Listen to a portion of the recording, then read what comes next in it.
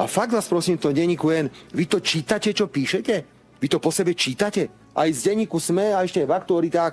Za každú cenu chcete len zle. Zle a zle a zle. Od prvého dňa, ako náhle došli výsledky parlamentných volieb, ste išli ako krvilační bastardi proti nám. Lebo taký mediálny bordel, ako je na Slovensku, neexistuje v žiadnej európskej krajine, v žiadnej krajine Európskej únie.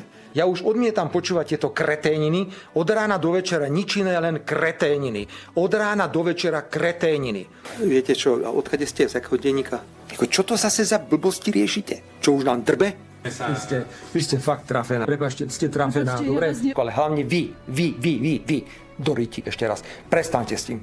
A nebudem ďalej hrešiť. Prestaňte s tým. A znovu opakujem, ak idem teraz naživo, prosím celú slovenskú verejnosť, prestaňte veriť slovenským médiám. Preto sa chcem aj z tohto miesta poďakovať všetkým čestným novinárom, všetkým slobodným novinárom, ktorí hľadajú pravdu. Vydržte, my za vás samozrejme budeme za všetkých bojovať, aby tak ako polícia mala rozviazané ruky a slobodne vyšetrovali, tak aby aj novinári v tej ďalšej vláde, ktorej budeme súčasťou, keď nám ľudia dajú dôveru, tak si novinári budú môcť robiť slobodne svoju prácu.